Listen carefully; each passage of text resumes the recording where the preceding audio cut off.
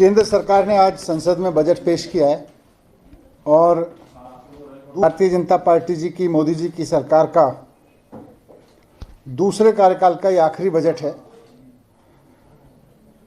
हम सब जानते हैं कि इन दोनों कार्यकाल में इन्होंने अच्छे दिन के सपने को जुमला कर दिया। इन्होंने 15 लाख देने का वादा किया था, उसको भी जुमला करार दे दिया। आज फिर एक ऐसा बजट पेश किया है जिसमें केवल जुमले ही जुमले हैं। 2014 के बाद के बजट में भी हम कई बार नए नए तरीके के जुमले इस सरकार से सुन चुके हैं। बजट के दौरान बुलेट ट्रेन लाने से लेके, किसानों की आय दुगनी करने से लेके, पिछले साल 60 लाख रोजगार देने की बात करने तक कई तरीके के जुमले बजट में छोड़े गए और इस तरह के छोड़े जाते रहे हैं। उनका क्या हुआ? बुलेट ट्रेन का क्या हुआ? किसानों की आय दुगनी करने का क्या हुआ? 60 लाख रोजगार का वादा किया था पिछले साल, उसका क्या हुआ? अच्छे दिन और 15 लाख की तो हम बात ही नहीं कर रहे, वो तो चुनावी जुमले थे। तो ये तो बजट की घोषणाएं थी, इनका क्या हुआ? इस पर कोई जिक्र बजट में नहीं है। आज की बजट में सबसे अहम जो बात और सबसे चिंताजनक बात यह है कि ये देश को कर्जे में डुबाने वाला बजट है। देश की माली हालत को और कर्जे में डुबाने वाला बजट आज पेश किया गया है। हम सब जानते हैं, आंकड़े सबके पास में हैं कि 2014 तक देश के ऊपर, केंद्र सरकार के ऊपर 53 लाख करोड़ का कर्जा था। 53 लाख करोड़ के कर्जे को बढ़ा के पिछले 2 कार्यकाल में भारतीय जनता पार्टी ने 150 लाख करोड़ का किया, 3 गुना। और अब 15 लाख करोड़ का कर्जा और इसमें जोड़ा जा रहा है इस बजट के माध्यम से। यानी कि देश के ऊपर 167 लाख करोड़ का कर्जा हो जाएगा इस बजट के बाद, इस बजट की वजह से। कुल मिला के केंद्र सरकार का 45 लाख करोड़ का बजट है, जिसमें से 15 लाख करोड़ कर्जे का है। तो देश को कर्जे में डुबोने का बजट भारतीय जनता पार्टी लेकर आई है। किसी भी अर्थशास्त्री से आप बात कर लो जिसको इकोनॉमिक्स की थोड़ी भी समझ होगी, इकोनॉमी के ग्रोथ की, इकोनॉमी के नीचे जाने की थोड़ी भी समझ होगी, वो आपको बता देगा कि जब जब सरकारें कर्जा लेती हैं तो महंगाई बढ़ती है। जब जब सरकारें पागलपन से कर्जा उठाती हैं तो बेरोजगारी बढ़ती है और महंगाई बढ़ती है। कर्जे उठाने से कभी भी देश की समस्याओं का समाधान नहीं हुआ। तो कितनी महंगाई बढ़ेगी ये तो आने वाला समय बताएगा, लेकिन 15 लाख करोड़ के और कर्जे में डुबाया जाएगा देश को। ये एक खतरनाक चीज मैं इसमें देख रहा हूं। बजट के ऊपर कुछ और पहलू भी हैं, पर उनसे पहले मैं दिल्ली की पहलू की सबसे पहले बात करूंगा। दिल्ली के वित्त मंत्री के रूप में मैं देखूं या दिल्ली के आम नागरिक के रूप में देखूं, मैं दिल्ली के लोगों को ये बजट निराश करता है। केंद्र सरकार ने कुल मिला के केंद्रीय करों से हर साल की तरह 325 करोड़ रुपए दिल्ली को दिए हैं, 325 करोड़ रुपए।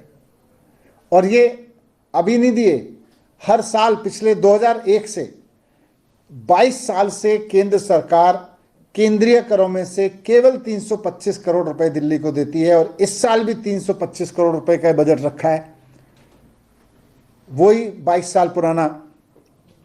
जबकि 1,78,000 करोड़ रुपए दिल्ली के लोग सेंट्रल टैक्सेस में देते हैं, लेकिन 1,78,000 करोड़ में से सारे राज्यों को जो सेंट्रल पूल से मिलता है वो 42% मिलता है। हमको मिलता है, दिल्ली को मिलता है 325 करोड़ रुपए। और आज से नहीं, 22 साल से मिल रहा है, उसको चेंज नहीं किया गया, 1 रुपया नहीं बढ़ाया गया उसमें। दूसरा, एमसीडी को कोई पैसा नहीं दिया गया। जब भारतीय जनता पार्टी की एमसीडी में सरकार थी तब भी नहीं देते थे, अभी भी कोई पैसा नहीं दिया। सारे देश के नगर निगमों को पैसा देते हैं, एमसीडी को कोई पैसा नहीं दिया गया। अगर टोटल देखें तो जो भी स्कीम और ये सब मिला के दिल्ली को जो पैसा मिला है, 611 रुपए प्रति व्यक्ति के पीनट्स दिल्ली को दिए हैं। जबकि बाकी राज्यों को आप देखेंगे तो महाराष्ट्र को 64,000 रुपए प्रति व्यक्ति, कर्नाटका को 37,000 रुपए प्रति व्यक्ति, मध्य प्रदेश को 80,000 रुपए प्रति व्यक्ति। इस तरह के रेट से पैसा मिल रहा है केंद्र सरकार से। लेकिन दिल्ली को 311 रुपये प्रति व्यक्ति पिछले 23 साल से देती है केंद्र सरकार, जो कि बहुत ही अन्याय है। और यह अन्याय अभी भी जारी रखा है, निराश किया है दिल्ली को इस बार के बजट ने भी। दूसरी बात, राष्ट्रीय परिदृश्य में देखें तो केंद्र सरकार बार बार दावा कर रही है, वित्त मंत्री जी की मैं प्रेस कॉन्फ्रेंस भी देख रहा था, वो कह रही थी इंक्लूसिव ग्रोथ का बजट है। मेरे को आज तक समझ में नहीं आया कि अगर आप शिक्षा नहीं दोगे, अगर आप स्वास्थ्य की बात नहीं करोगे, तो कैसा इंक्लूसिव ग्रोथ है। शिक्षा और स्वास्थ्य के ऊपर खर्च किए बिना कोई भी सरकार अगर इंक्लूसिव ग्रोथ की बात करती है तो मजाक लगता है। हेल्थ के सेक्टर में इन्होंने कोई नया हॉस्पिटल बनाने की बात नहीं की। आज हम दुनिया के गरीब देशों के मुकाबले भी डॉक्टर्स की कमी ज़्यादा है हमारे देश में, प्रति व्यक्ति उपलब्धता, उससे जूझ रहे हैं। और हेल्थ का बजट इन्होंने 2.2% से 1.98% नीचे कर दिया है, हेल्थ का बजट घटा दिया। आप केंद्र सरकार के किसी भी नेता से एजुकेशन की बात करो, आपने एजुकेशन में क्या किया, बोलेंगे नई एजुकेशन पॉलिसी लेके आए। 3 साल हो गए इनको नई एजुकेशन पॉलिसी लाए हुए। इनकी एजुकेशन पॉलिसी में लिखा हुआ है कि जीडीपी का 6% हम एजुकेशन पे खर्च करेंगे। 6% तो छोड़िए, इन्होंने 2.64% को भी घटा के 2.5% कर दिया। तो एनईपी का ढोल पीटते हैं एक तरफ, दूसरी तरफ एनईपी में जितना पैसा लिखा है उसको दूर देना तो दूर, और पैसा कम कर देते हैं। इंक्लूसिव ग्रोथ की बात करते हैं, लेकिन रोजगार इनके लिए इंक्लूसिव ग्रोथ में नहीं आता है। आज देश में बेरोजगारी की दर 8.3%, 8.3% है पूरे देश में। और अगर शहरों की बात करें तो शहरों में जो नौजवान बैठा है उसमें से 10% नौजवान बेरोजगार बैठा है। 10% बेरोजगारी शहरों में।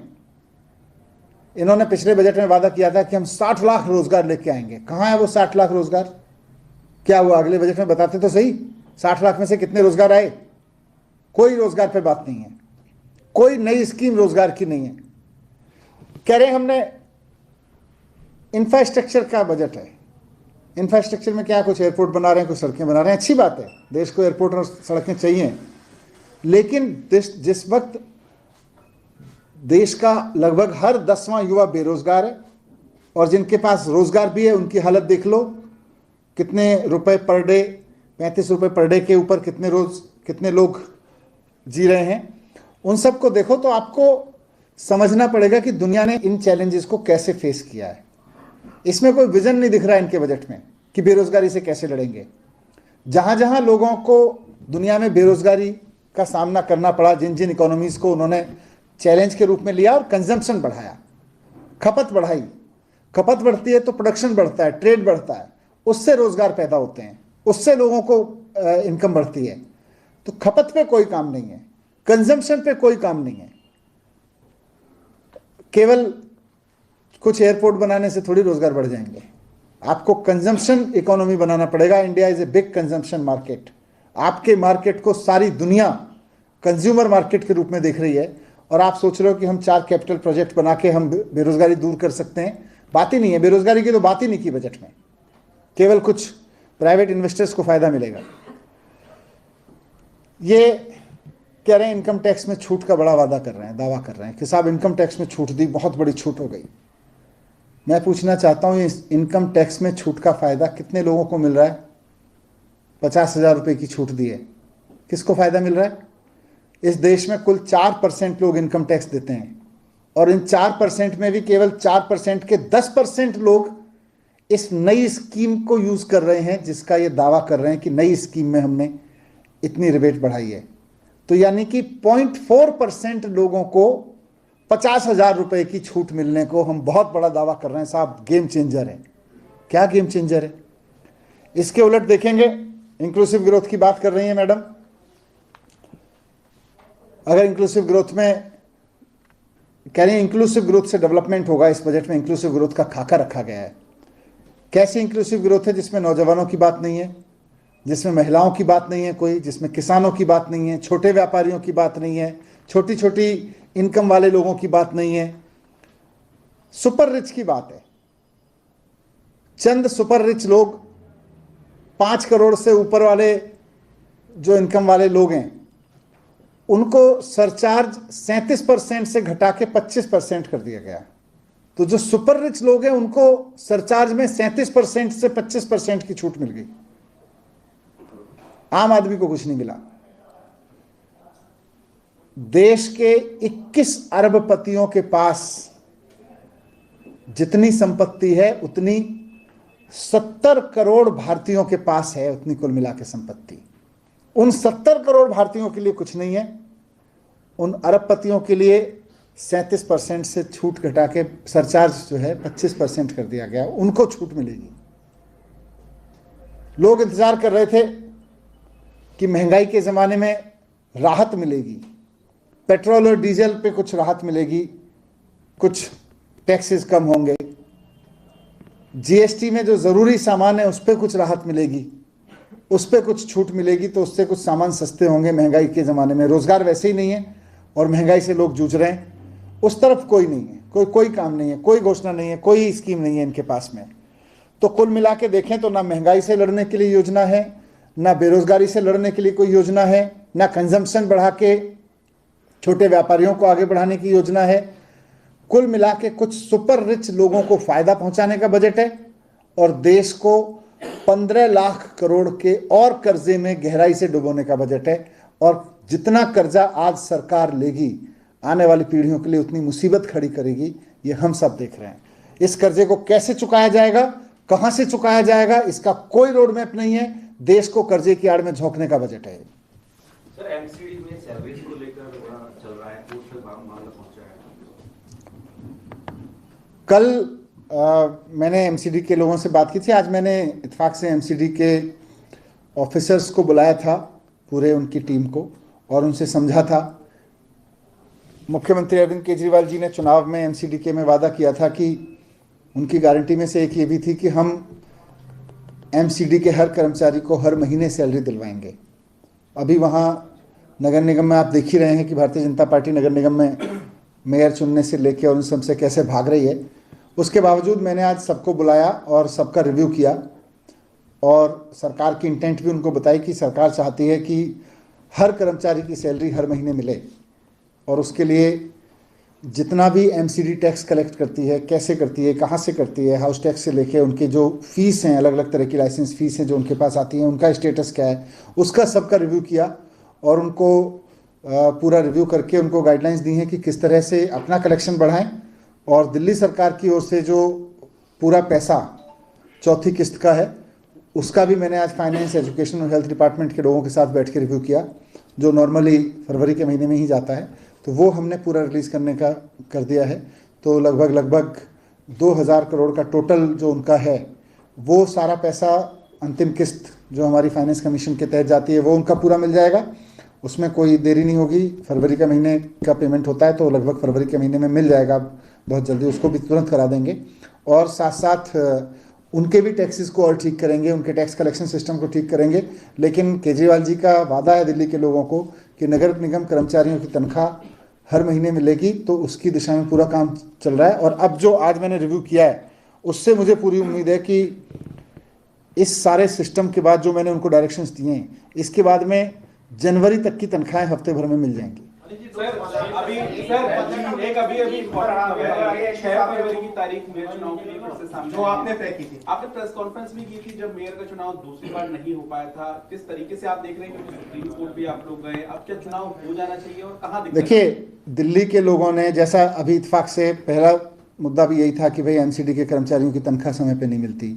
लोग एमसीडी में बीजेपी के शासन से वैसे भी दुखी थे। दिल्ली के लोगों ने केजरीवाल जी के काम पे और केजरीवाल जी की गारंटियों पे भरोसा करके केजरीवाल जी के मार्गदर्शन में एमसीडी में सरकार बनाने के लिए वोट दिया। भारतीय जनता पार्टी, जिसको बीजेपी को 15-17 साल के शासन के बाद लोगों ने हराया, दिल्ली के लोगों ने, अब बीजेपी किसी न किसी तरह की साजिश करके मेयर बनने से रोक रही है। हमें उम्मीद है कि बीजेपी इस बार लोकतंत्र का सम्मान करते हुए 6 तारीख को शांतिपूर्वक तरीके से आम आदमी पार्टी का मेयर बनने देगी और उसके बाद में आम आदमी पार्टी का मेयर काम करेगा तो तुरंत चीज़ें काम। कुछ नहीं मिला। तो कुल टोटल कितना मिला है? 325 करोड़ रुपए ये तो वो है ना, कर में हिस्सेदारी है, टोटल कुल मिला के वो 1100